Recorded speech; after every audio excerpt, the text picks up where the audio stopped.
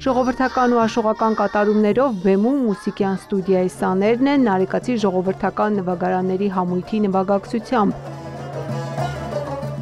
Համերգային ծրագրում ընդգրկված են Սայաթ Նովայի, Ջիվանու, Շերամի, Հավասու, Աշոտի սիրված ստեղծագործությունները։ Ժողովրդական եւ աշխուղական երգը դա մերն է, մեր արմատներն են եւ ինչքան էլ որ այսօրվա ժամանակները փոխվում են, բայց միևնույն է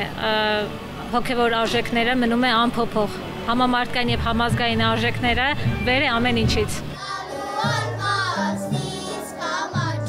Մուսիկյանն ասում է, երեխաները սկզբում դժվարությամբ են գալիս, բայց հենց սկսում են ընկալել երգերի արժեքն ու խորությունը, սիրահարվում են աշխուղական արվեստին։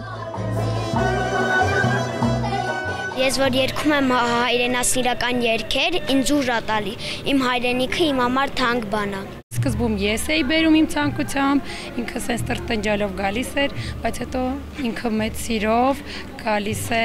սովորում է աշխուղական, հայրենասիրական մաքրամաքուր մեր երգերը, որ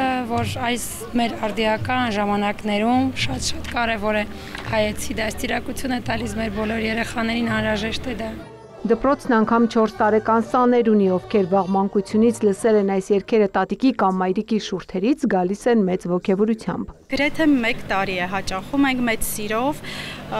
եւ ցանկությունս, որ իրոք ժողովրդական երգը, շարունակական լինի։ Տատիկը սովորացրել էր մեզ իրանց տանը, իսկ մայրիկն էլ բերել ժողովրդական երգի։ Փոքր ժամանակվանից լսում էի ժողովրդական երգերը, հետո իմ մոտ երազանք կատարվեց, որ ես գնայի ժողովրդական երգի ու այնտեղ երգեի համերգներ տայի։ Իդեպ համերգային այս ծրագրով տրվեց դպրոցի նորաբաց սրահի պաշտոնական մեկնարկը, հենց այս ծրագրի շնորհիվ Կարինեն նաև 2024-ին արժանացավ մեր ժամանակների հերոս եւ տարվա հայուհի կոչումներին։ Ամեն մի երգին շատ զգուշորեն ենք մոտենում, այսինքն հիմնական շեշտը դրվում է կրթության, լավ որակյալ երաժշտություն մատուցելու հիման վրա։ Իմ սիրելի երգերը Քամանչյան, Սարերի եղնիկը, Սալվորի երգերը։ Միջոցառման բոլոր մասնակիցները պատվոգրեր ստացան։ Սախկանուշ Միրզոյան, Էդգար Դավթյան, լուրեր։